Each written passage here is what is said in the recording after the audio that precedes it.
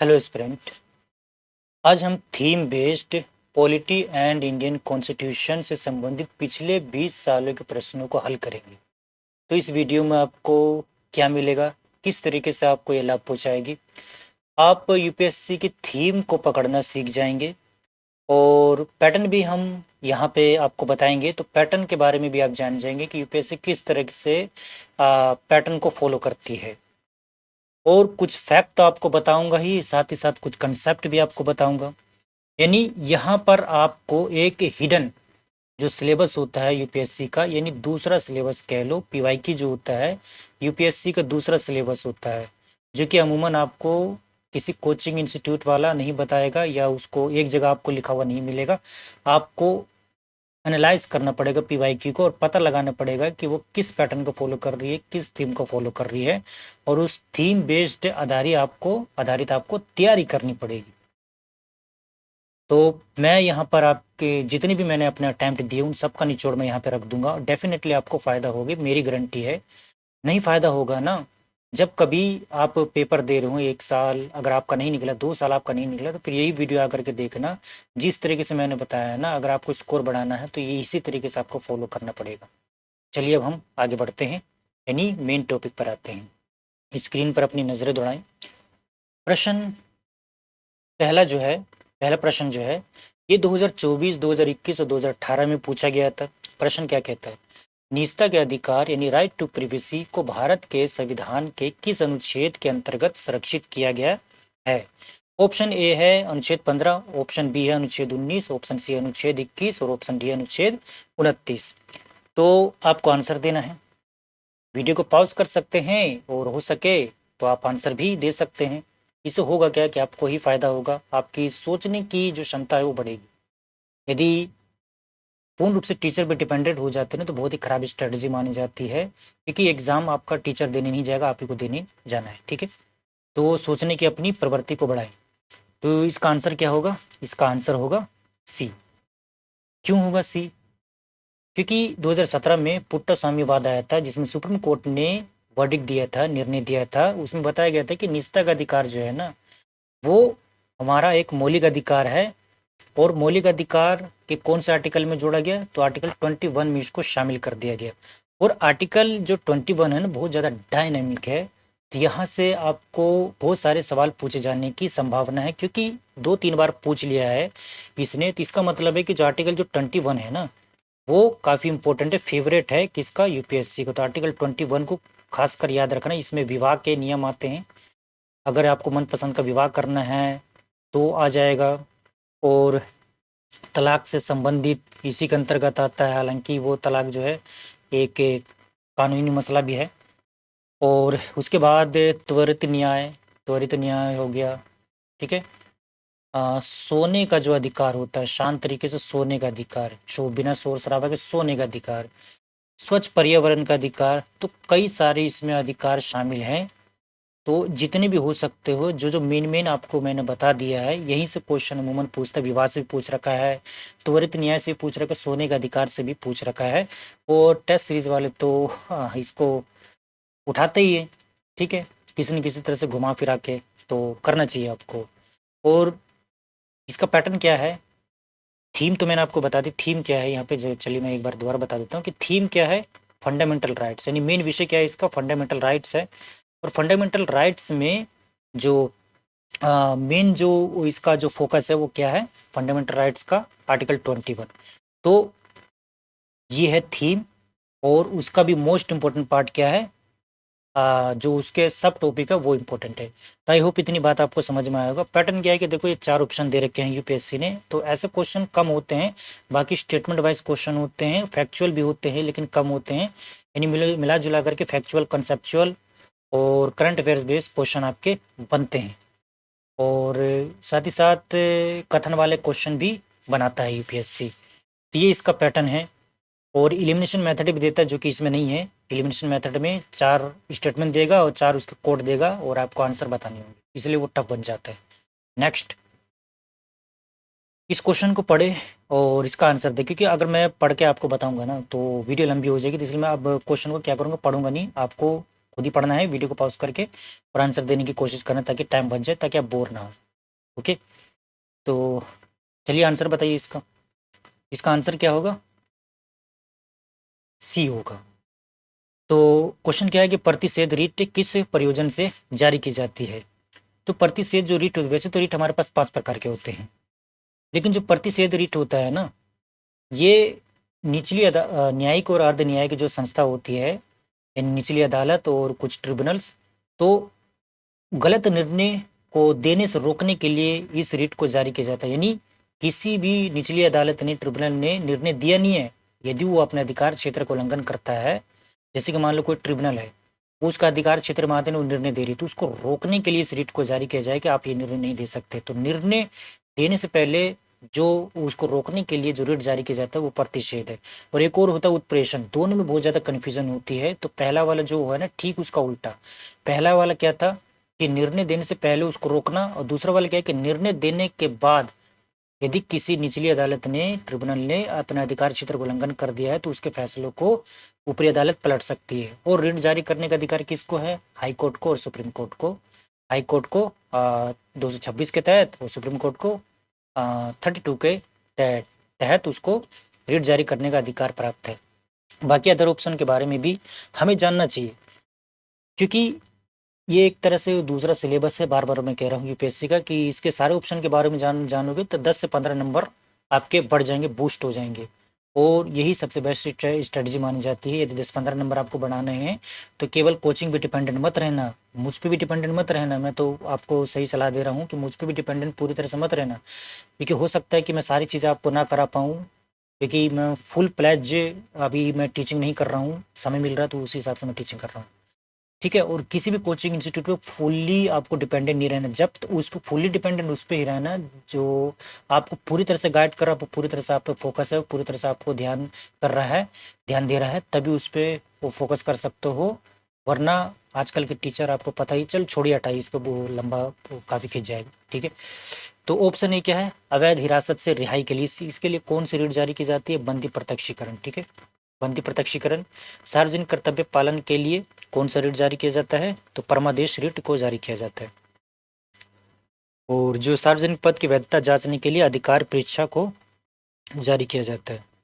तो इस तरीके से आप याद कर सकते हैं।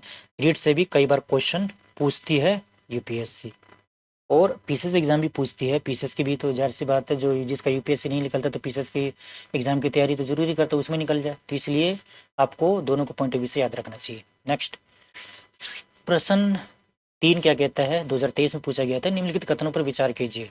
स्टेटमेंट 1 के अनुच्छेद 16 उपबंध 4 के अधीन बनाई गई आरक्षण नीतियां अनुच्छेद 335 द्वारा सीमित होगी। और स्टेटमेंट 2 क्या कहता है? अनुच्छेद 335 प्रशासन की दक्षता को परिभाषित करता है।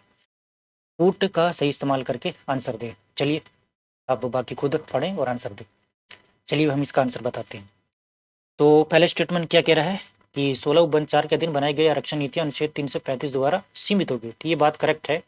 और जो दूसरा स्टेटमेंट है अनुच्छेद 335 प्रशासन की दक्षता को प्रभाषित करता, तो ये बात गलत है।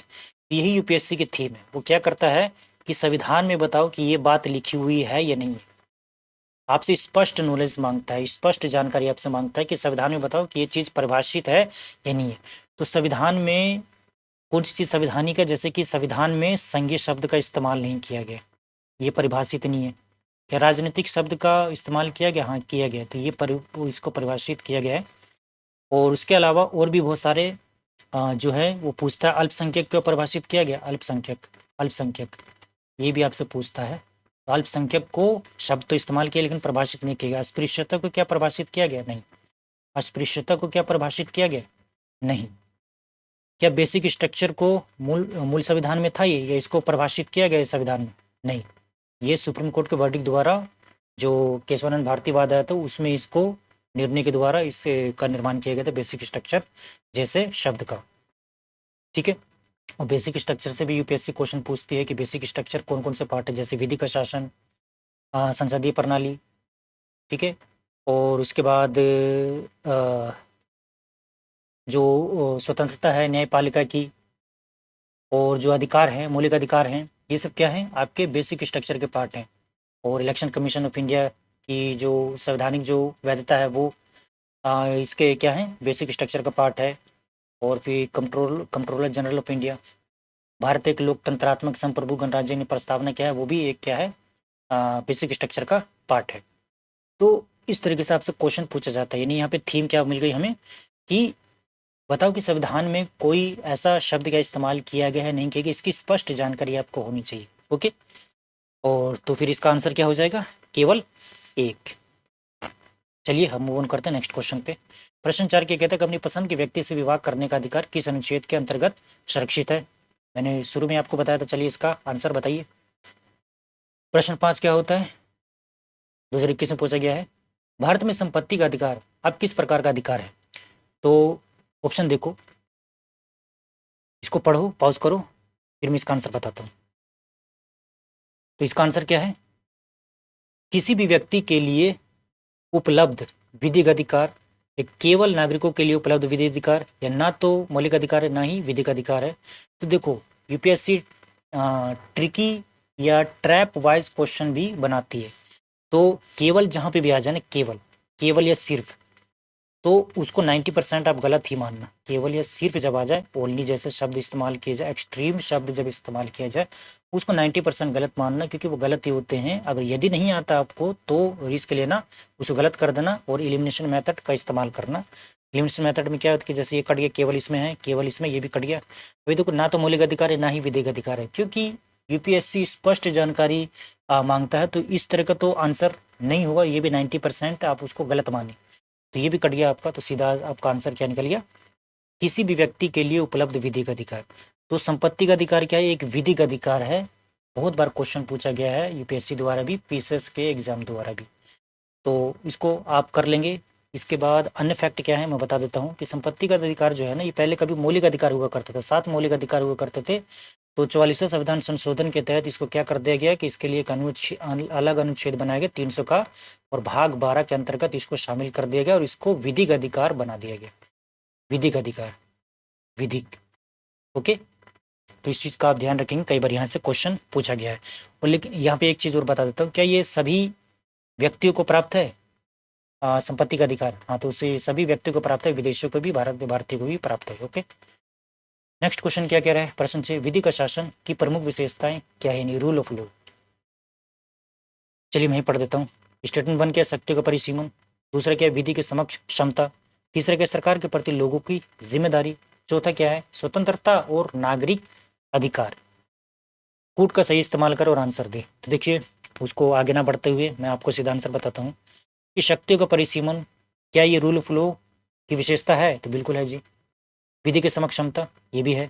सरकार के प्रति लोगों की जिम्मेदारी, ये नहीं है। क्यों नहीं है अभी बताता हूँ। स्वतंत्रता और नागरिक अधिकार, ये है। तो देखो, सरकार के प्रति लोगों की जिम्मेदारी नहीं, लोगों के प्रति सरकार की जिम्मेदारी होती है लोकतंत्र में या विधि के शासन में। लोकतंत्र की खूबी होती है विधि का शासन, तो इस चीज का ध्यान रखना। जो विधि का शासन है वो लोकतंत्र को मजबूत करता है, और हमारे जो मौलिक अधिकार हैं उसको संरक्षण मिलता है। स्वतंत्रता जैसे समानता, उसको संरक्षण मिलता है विधि के शासन द्वारा। कानून की नज़र में सब समान हैं, और विशेष मतलब जो दबे कुचले हैं या जो वंचित वर्ग है उसके लिए विशेष प्रावधान भी किया जा सकता है, जो कि विधि के शासन से ही हमें पता लगता है। यानी विधियों के समान संरक्षण की भी बात करता है आर्टिकल 14। तो आर्टिकल 14 से क्वेश्चन पूछा गया है, इसका मतलब कि आर्टिकल 14 भी आपके लिए इंपॉर्टेंट। ये थीम पकड़ लिया आपने, मौलिक अधिकार तो है लेकिन आर्टिकल जो 14 है वो आपके लिए इंपॉर्टेंट। तो आर्टिकल 14 को जितना भी आप अच्छी डिटेल में कर सकते हो कर लेना, क्योंकि यहाँ से मेंस में भी क्वेश्चन पूछे जाते हैं, और उसको अच्छे तरीके से आप कर लेना। और विधि के शासन को लेकर के मैंने वीडियो बना रखी है, तो उसको जाकर के देख सकते हैं शॉर्ट्स वाले सेक्शन में। इसका आंसर क्या होगा, तीसरा काट दो। अगर आपको तीसरा पता है, तीसरा जिसमें उसको काट दो। ये कट गया, ये कट गया, तो हाँ आपके पास 50-50% का आंसर बचा। इलिमिनेशन मेथड यहाँ पे हम यूज़ कर रहे हैं। तो 50-50% का आंसर बचा है, तो क्या मारें? अगर मान लो आपको नहीं पता होता तो 2 कट गया, तो आप क्या लगाएं? देखो, जो आपके सकारात्मक भाव प्रकट कर रहे हैं ना, तो उसको करेक्ट मान लो। जो सकारात्मक पॉजिटिव सेंटेंस हो तो अमूमन करेक्ट होते हैं। ये ट्रिक होती है जो आपको कोई नहीं बताएगा, जो बता रहे तो बहुत अच्छी बात है। इसका 1 2 3 4 आंसर हो जाएगा। नेक्स्ट प्रश्न 7, संविधान के किस अनुच्छेद के अंतर्गत अस्पृश्यता का उन्मूलन किया गया है? तो ये भी फेवरेट आर्टिकल है, कई बार यहाँ से सवाल पूछा गया है। तो इसका सीधा आंसर क्या मारेंगे, अनुच्छेद 17, जो कि समानता के अधिकार से संबंधित है, यानी समानता को सुनिश्चित करने के लिए अस्पृश्यता को उन्मूलन करने की बात की गई। लेकिन क्या अस्पृश्यता की परिभाषा के संविधान में स्पष्ट रूप से दी गई? तो नहीं दी गई। ये भी आपसे क्वेश्चन बनता है। और क्वेश्चन कैसे बनेगा? क्या ये एब्सोल्यूट है, अधिकार है, यानी पूर्ण अधिकार है, या अपूर्ण अधिकार है, यानी सीमित है? तो यही एक अधिकार है समानता के अधिकार में जो पूर्ण अधिकार है, एब्सोल्यूट अधिकार। ये भी आपसे क्वेश्चन पूछा जा सकता है और पूछा गया, टेस्ट सीरीज में तो पूछा जाता है। और आप पीवाईक्यू एनालाइज करके देखेंगे तो वहाँ पे भी आपको ये क्वेश्चन किसी न किसी रूप में मिल जाएगा कि पूर्ण अधिकार है या नहीं। इसको भी आप ध्यान रखेंगे। बाकी अनुच्छेद 16, अनुच्छेद 18 जो विशेष अधिकार की समाप्ति की बात करता है, यानी किसी को भी कोई उपाधि नहीं दी जाएगी, उसकी ये क्या करता है? मुखालफत करता है, यानी उसको मना करता है ये कि किसी को भी उपाधि नहीं दी जाएगी। हालांकि पुरस्कार दिया जा सकता है, जैसे पद्मश्री, भारत रत्न, है ना, और सैन्य पुरस्कार, ये सब दिए जा सकते हैं। और अनुच्छेद जो 23 है वो शोषण के विरुद्ध अधिकार की बात करता है, यानी किसी भी व्यक्ति से जबरन मजदूरी नहीं कराई जा सकती, बेगारी नहीं कराया जा सकता, मानव तस्करी नहीं कराई जा सकती। ये अनुच्छेद 23 से बताता। और ये भी आप इसी जो यूपीएससी का है फेवरेट टॉपिक रहा है, शोषण के विरुद्ध अधिकार, तो इसको भी कर लेना। बल्कि सारे आर्टिकल्स कर लेना, सारे आर्टिकल्स इंपॉर्टेंट है। इस गलत फहमी मत रहना कि यहाँ से बहुत ज़्यादा क्वेश्चन पूछे जा रहे हैं तो केवल उसी को पढ़ के चले, बहुत ही गलत स्ट्रेटजी होती है। मेरी बात मानो, मैं तुम्हें आगाह कर रहा हूँ अभी से कि सिलेक्टेड वे में पढ़ के मत जाना। यदि वो फंडामेंटल राइट से पूछ रहा है तो फंडामेंटल राइट्स के सारे आयामों को जानना चाहिए। छोड़ना क्या है? वो आप जब छोड़ना क्या है वो आप जब इस्तेमाल करते हैं जब आपके पास समय कम बच रहा है। लेकिन जब आपके पास सफिशिएंट टाइम है तो आपको पूरा पढ़ना चाहिए। फंडामेंटल राइट्स के बारे में, सारे आयामों के बारे में जानना चाहिए। तो जितनी नॉलेज आप बढ़ाओगे तो आपको नुकसान नहीं पहुंचाएगी, फायदा ही पहुंचाएगी।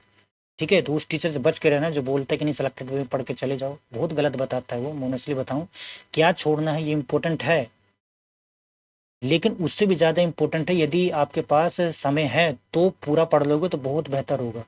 वो जब काम आता है क्या छोड़ना, जब आपके पास समय कम बच रहा हो, तब वहाँ पे इम्पोर्टेंट होता है फोकस एरिया पे, जो कोर एरिया उस पर फोकस किया जाए।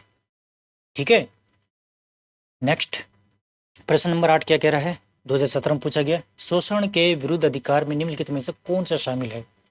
तो अभी हमने आपको बताया, तो क्या होगा इसका आंसर? मानव तस्करी और बंधुआ मजदूरी करेक्ट है। और क्या है? अस्पृश्यता, ये काट दो तो दूसरा कट गया, तो क्या क्या कट गया? ये कट गया, ये कट गया, यही आंसर निकल गया। लो, एलिमिनेशन मेथड। बच्चों के नियोजन का निषेध, तो बच्चों से 6 से 14 वर्ष के जो बच्चे हैं ना, आर्टिकल 24 कहता है कि जो 6 से 14 वर्ष के बच्चे हैं उसको किसी भी रूप में काम में नहीं लगाया जा सकता, किसी फैक्ट्री में किसी भी रूप में काम में नहीं लगाया जा सकता, कुछ अपवादों को छोड़ के। यदि किसी का फैमिली बिजनेस है तो बच्चे 6 से 14 साल वाले हाथ बटा सकते हैं, तो वो अपराध की श्रेणी में उसको नहीं गिना जाएगा, उसको हेल्प की श्रेणी में गिना जाएगा। और जो एंटरटेनमेंट है, बॉलीवुड या जो अभी सीरियल वगैरह, जो नाटक वगैरह जो चलते हैं, उसमें अगर बच्चों से काम लिया जाता है तो क्योंकि वो डिमांड होती है सीरियल की, तो उसको भी अपवाद की श्रेणी में रखा गया है, यानी उसको अपराध नहीं माना गया है। लेकिन और किसी भी अगर फैक्ट्री में आप काम करा रहे हैं या किसी दुकान पे काम करा रहे हैं, होटल में काम करा रहे हैं 6 से 14 वर्ष के बच्चे को, तो वो अपराध माना जाएगा। और यदि कोई ऐसा करता पाया गया तो उसको खिलाफ सजा हो सकती है। ठीक है, नेक्स्ट प्रश्न नंबर 9 क्या कह रहा है? अधिकार और कर्तव्य के बीच सही संबंध क्या है? इस तरीके से ये क्या है, यहाँ पे क्या थीम पकड़ ली हमने? ये कंसेप्ट वाइज क्वेश्चन, यानी यूपीएससी कंसेप्ट वाइज क्वेश्चन भी पूछ रही है। तो ये कंसेप्ट आधारित क्वेश्चन है, और जितने भी आपको कंसेप्ट आपको मिल रहे हैं उन सभी को कर लेना, हो सके नोट्स बना लेना। जो फ्रेशर है खासकर नोट्स बना लेना। नोट्स नहीं बनाओगे हमेशा तुम फंसोगे लास्ट में जा करके, आपके पास मटेरियल नहीं रहेगा रिवाइज करने के लिए, और उस समय आप नोट्स बनाओगे तो बहुत दिमाग होच पोच हो जाएगा। क्योंकि मैं ये झेल चुका हूँ ये सब चीज़ें, इसलिए मैं आसानी तरीके से आपको बता पा रहा हूँ। तो इसका आंसर क्या होगा बताइए? ऑप्शन ए होगा, बी होगा। देखो यहाँ पे काट सकते हैं, एक्सट्रीम वर्ड यहाँ पे छाटते हैं। देखो, पूर्णतः स्वतंत्र, पूर्ण तो देखो हो नहीं सकता। ठीक है, पूर्णतः स्वतंत्रता एक नेगेटिव अवधारणा की तरफ ये इशारा कर रहा है। सी क्या कर रहा है? केवल। केवल मैंने बताया कि एक्सट्रीम वर्ड काट दो, यहाँ भी केवल कट गया, तो आंसर क्या निकल गया? ये अगर नहीं पता तो इस तरीके से आप एलिमिनेशन मेथड का इस्तेमाल कर सकते हो। वैसे भी बाकी 3 तो नेगेटिव सेंटेंसेस की ओर इशारा कर रहा है, लेकिन जो पहला पॉजिटिव सेंटेंस की ओर इशारा कर रहा है, सह संबंधित, यानी दोनों एक दूसरे से रिलेटेड है। अधिकार और कर्तव्य, यानी कर्तव्य का पालन करते हैं तो ही अधिकार मिलेगा, अधिकारों का पालन करेंगे तो ही कर्तव्य को बढ़ावा दिया जा सकता है। ये गांधी जी का कथन भी है कि कर्तव्य के बिना अधिकार प्राप्त नहीं किए जा सकते। नेक्स्ट प्रश्न नंबर 10 क्या कहता है कि भारत में मतदान का अधिकार और निर्वाचित होने का अधिकार क्या है? बहुत बार क्वेश्चन पूछा है, यूपीपीसीएससी ने भी पूछा है इस क्वेश्चन को, और ये क्वेश्चन बहुत कंफ्यूजिंग वाला है क्योंकि यूपीएससी ने इसका आंसर कुछ दिया और यूपीपीसीएससी ने कुछ दिया। तो क्या इसका आंसर बता सकते कमेंट में? हम पॉज करें। देखो, कमेंट करने के लिए इसलिए कहता हूँ मैं, देखो मुझे आपसे बहुत कुछ ज़्यादा मिलेगा नहीं। 1 मिनट मैं इसको, चलिए देखते हैं बैटरी डिस्चार्ज होने की कगार पर है, कितना हम ले पाते हैं माइक से। तो भारत में मतदान का अधिकार, निर्वाचित होने का अधिकार किस प्रकार का अधिकार है? तो ये एक विधिक अधिकार है क्योंकि सुप्रीम कोर्ट का वर्डिक्ट है इसके ऊपर, लेकिन यूपीएससी ने इसको संवैधानिक अधिकार माना है, यूपीपीसीएससी ने इसको विधिक अधिकार माना। तो इस चीज़ को ध्यान रखना है। इसके लिए मैंने एक पोस्ट डाला है, उसमें जा करके पढ़ लेना कि कौन से जो वर्डिक्ट था जिसमें सुप्रीम कोर्ट ने इसको विधिक अधिकार माना। क्योंकि विधिक अधिकार इसलिए क्योंकि जो आरपी एक्ट है 1951, उसमें बताया गया मतदान का अधिकार किस किसको प्राप्त होगा और निर्वाचन होने का अधिकार किस किसको प्राप्त होगा। तो इसलिए विधिक अधिकार इसको माना जाता है। सुप्रीम कोर्ट ने वर्डिक्ट भी दिया है, लेकिन इसका आधार जो है वो संवैधानिक 326 के तहत वयस्क मताधिकार को बात करता है, तो इसलिए इसको यूपीएससी ने संवैधानिक अधिकार माना है। ठीक है, नेक्स्ट प्रश्न 11 क्या कहता है? कल्याणकारी राज्य का आदर्श संविधान किस भाग में निहित है?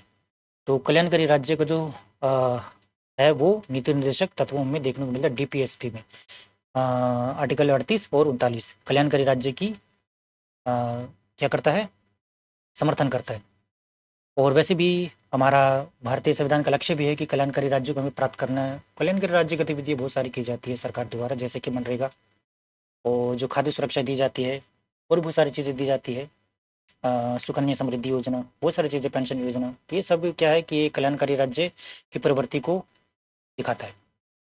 प्रस्तावना के बारे में जान लेना। प्रस्तावना से हर साल लगभग एक क्वेश्चन जरूर पूछा जाता है। मौलिक अधिकार, 7वीं अनुसूची, यानी ये सभी टॉपिक आपके क्या है, एक थीम हमें मिल गई। ये थी मतलब ये विषय मिल गए, 4 विषय मिल गए और इन सभी 4 विषयों के बारे में आपको जानना है। लेकिन आपको पीएचडी नहीं करनी है, यानी कि इसके ऊपर थीसिस लिखने लग गए। आपको पूरा जानना है एग्जाम के पॉइंट ऑफ व्यू से। और वो कैसे पता लगेगा आपको? जब पीवाईक्यू आप करोगे तो पता लगेगा किस किस पे हमें फोकस करना है। नहीं पता लग रहा है तो किसी अच्छे से गाइडेंस ले, टॉपर से गाइडेंस ले। और मेरी बात मानो कि टॉपर साहब को वो बहुत भाव खाने लगता है। आजकल के जो टॉपर्स हैं ना, उससे बात करना चाहोगे या जो उसके पुराने जो फ्रेंड होते हैं ना, उससे बात करना तक छोड़ देते हो।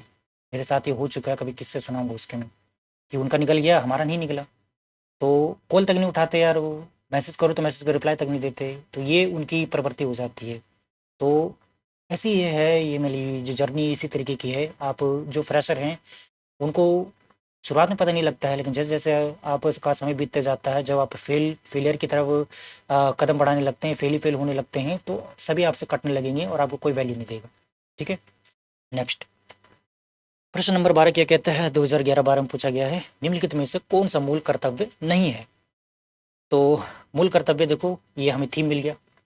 मूल कर्तव्य क्या है, यानी इसके बारे में हमें पढ़ना है। ये थीम है हमारी, यानी मूल कर्तव्य में हमें क्या क्या पढ़ना है कि कितने प्रकार के हमारे पास मूल कर्तव्य हैं और इसके लिए भाग क्या है, कौन से भाग में है, कौन से अनुच्छेद में है, और इसके लिए समिति कौन सी गठित की गई थी, कब की गई, कितनी की गई, कुल कितने हैं, क्या इसमें संशोधन किया गया है, नहीं किया गया है, ये इसके आयाम होते हैं।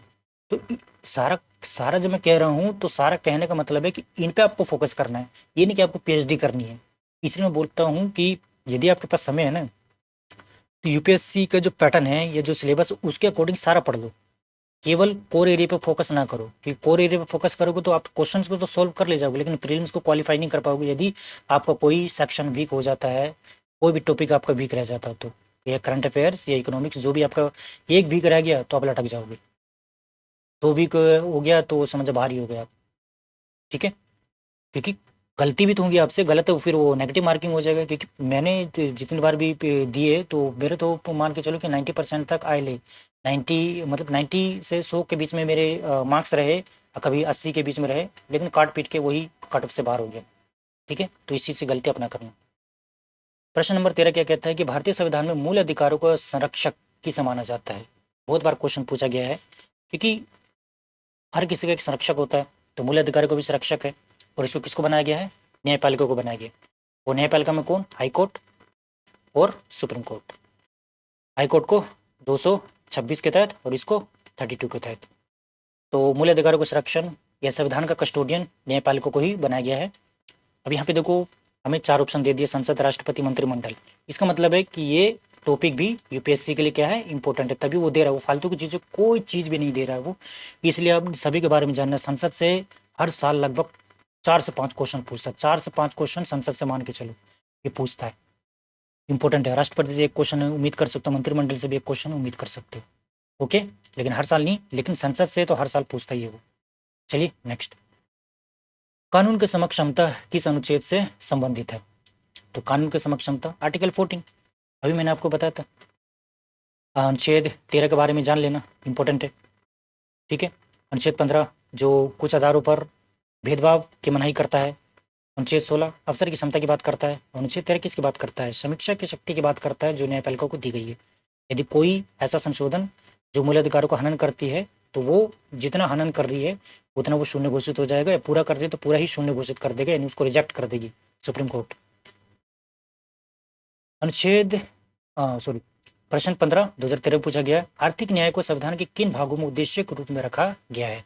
तो आर्थिक न्याय को किस में रखा गया है? देखो, आर्थिक न्याय की बात प्रस्तावना में भी की गई, मौलिक अधिकार में तो नहीं की गई। तो मौलिक अधिकार में तो आर्थिक न्याय की स्पष्ट प्रत्यक्ष रूप से बात नहीं की गई। प्रस्तावना नीति निर्देशक तत्वों में इसमें की गई है, बाकी तो कट गए। जहाँ मौलिक अधिकार उसको काट दो, ठीक है। तो प्रस्तावना आपके लिए इंपॉर्टेंट है कि प्रस्तावना एक थीम मिल गई आपको, और मौलिक अधिकार तो है ही। तो प्रस्तावना के बारे में सारा जान लो कि प्रस्तावना के बारे में किस किस संविधान निर्माताओं ने क्या क्या कहा है, या विद्वानों ने क्या क्या कहा है, विचारकों ने क्या क्या कहा है, या आपसे पूछा जा सकता है कितनी बार संशोधन हुआ है उस प्रस्तावना में। सीक्वेंस से जो क्वेश्चन बनते हैं कि इसका सीक्वेंस क्या है, किस तरीके से इसकी शुरुआत होती है, कितने प्रकार के न्याय हैं इसके, क्या बोलते हैं, आकांक्षाएं क्या है, लक्ष्य क्या है, ये सब आपसे पूछा जाता है। स्वतंत्रता कितने प्रकार की दी गई है, और मतलब जो अंगीकृत किया गया है, कौन सी तारीख को किया गया है, 26 नवंबर 1949 को अंगीकृत किया गया था। और शक्ति का स्रोत क्या है, यहाँ से प्रस्तावना से पूछा जाता है। तो यानी थीम है आपकी, ओके। तो यही है, ले देकर के 8-10 टॉपिक हैं, या ज़्यादा मान लो 12 टॉपिक हैं मौलिक अधिकार इसमें, सॉरी मतलब पॉलिटी और इंडियन कॉन्स्टिट्यूशन में। लगभग मिला जुला करके 10 से 15 टॉपिक हैं, जहाँ से क्वेश्चन बहुत सारे बनते हैं, और 10 से 15 में से भी 10 टॉपिक आपके कोर टॉपिक है, जहाँ से ज़्यादा क्वेश्चन बनते हैं, ठीक है। और 10 में से ही बात करो, वो बहुत ज़्यादा इंपॉर्टेंट है, वो तो आपके फंडामेंटल राइट्स, डीपीएसपी, मौलिक कर्तव्य, प्रस्तावना, संसद, 5 टॉपिक तो बहुत ज़्यादा इंपॉर्टेंट है, और न्यायपालिका, ओके। प्रश्न नंबर 16 क्या कहता है कि भारत की प्रभुता, एकता और अखंडता की रक्षा का उपबंध कहाँ है? ये तो प्रस्तावना में, देखो प्रस्तावना से कितनी बार क्वेश्चन पूछा गया। प्रस्तावना आपके लिए क्या है? प्रियम्बल आपके लिए बहुत ज़्यादा इंपॉर्टेंट है, यहाँ से क्वेश्चन पूछा जा सकता है। और इस यहाँ से कंसेप्ट वाइज उसकी जो भाषा दे रखी है ना, जो शब्द दे रखे हैं, उसका कंसेप्ट भी पूछ लेते हैं, उसकी परिभाषा भी पूछ लेते हैं। तो इसको भी ध्यान रखना है कि उसमें जितनी भी भाषा का इस्तेमाल किया गया, जो भी टर्मिनोलॉजी, शब्दावली का इस्तेमाल किया गया, उसकी आपको स्पष्ट रूप से जानकारी होनी चाहिए, उसकी परिभाषा आपको पता होनी चाहिए। जैसे समता किसे कहते हैं, स्वतंत्रता किसे कहते हैं, है ना, न्याय किसे कहते हैं, ये आपको पता होना चाहिए। राज्य किसे कहते हैं, आपको पता होना चाहिए, ठीक है। बाकी वही देखो, फिर से वही मूल कर्तव्य, मूल अधिकार, यानी क्या इसका कोर टॉपिक है, यहीं से वो क्वेश्चन पूछ रहा है, यही थीम है, इस थीम को पकड़ो।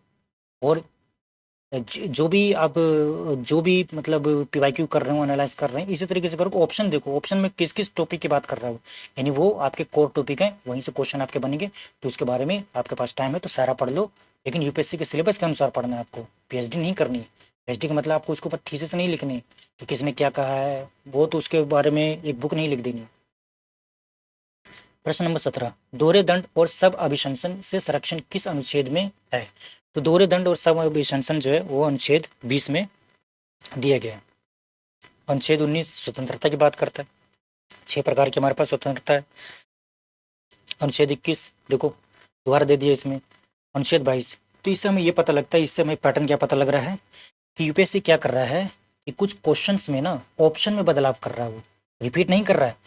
ऑप्शन क्या कर रहा है, इधर उधर से उठा करके ऑप्शन को चेंज कर दे रहा है वो, या फिर क्वेश्चन को दूसरे तरीके से डाल दे रहा है, दूसरे तरीके से तोड़ मरोड़ करके पेश कर दे रहा है, या फिर जो आर्टिकल 14 पूछा तो उसके सब टॉपिक को इसमें दूसरी बार पूछ लिया, इस तरीके से पूछ रहा है। ये पैटर्न है उसका, इस तरीके से आपको पढ़ना है। नेक्स्ट, 42वें संविधान संशोधन द्वारा श्रमिकों की भागीदारी किस अनुच्छेद में है? 2011 और 17 में पूछा गया, नहीं रिपीट किया गया, मतलब रिपीट 3 से 4 क्वेश्चन करते, उससे ज़्यादा नहीं करता वो। तो 42वें संविधान संशोधन द्वारा श्रमिकों की भागीदारी अनुच्छेद 43A में पूछा गया है। और इसमें क्या है, नालसा का यानी न्यायिक जो मुफ्त में जो न्यायिक के जो सहायता मिलती है वो इसमें दिया गया है अनुच्छेद 39A में। 38 में क्या है, कल्याणकारी राज्य की बात की गई। 45 किससे संबंधित है, कमेंट में बताएं हमें। और 43B क्या है ये भी आपको बता देता हूँ जिसमें नहीं लिखा हुआ है। 43B जो है सहकारी समितियों से संबंधित है, तो ये सहकारी समितियों से संबंधित है, ये भी आपको याद रखना है, सहकारी समितियों से संबंधित है। और ये 2011 में 97वें संविधान संशोधन द्वारा इसको शामिल किया गया था, ये भी आपसे पूछा जा सकता है। नेक्स्ट प्रश्न नंबर 19 क्या कहता है, अंतर्राष्ट्रीय शांति और सुरक्षा को बढ़ावा देने के का दायित्व किस भाग में है। तो किस में होगा ये, डीपीएसपी में ऑब्वियसली। तो देखो डीपीएसपी से कैसे क्वेश्चन पूछ रहा है वो, तो ज़्यादा टफ क्वेश्चन तो नहीं पूछ रहा है, तो इतना ज़्यादा पैनिक होने की ज़रूरत नहीं है। बस कुछ कंसेप्ट को याद रखना, कुछ टर्मिनोलॉजी की परिभाषा को याद रखना, वो थोड़ा टफ बन जाता है। बाकी पॉलिटी में इतना ज़्यादा क्वेश्चन पूछता नहीं है, वो जो टफ पूछता है वो ज़्यादा 4 से 5 क्वेश्चन होते हैं, उससे ज़्यादा नहीं होते हैं। ठीक है, नेक्स्ट लास्ट क्वेश्चन है ये। तो क्या कह रहा है, अनुच्छेद 21 में शिक्षा का अधिकार शामिल है, यह किस वाद में स्थापित किया गया था। तो उन्नी कृष्णन बनाम आंध्र प्रदेश वाद में इसको शामिल किया गया था, जो कि 2002 में। और क्या था, 86वां संविधान संशोधन द्वारा इसको शामिल किया गया था, 86वां संविधान संशोधन द्वारा। और जो मूल कर्तव्य थे ना, मौलिक कर्तव्य, उसमें एक के कर्तव्य को और जोड़ा गया, तो 10 से क्या हो गया, 11 हो गया टोटल। तो इसको भी ध्यान रखना।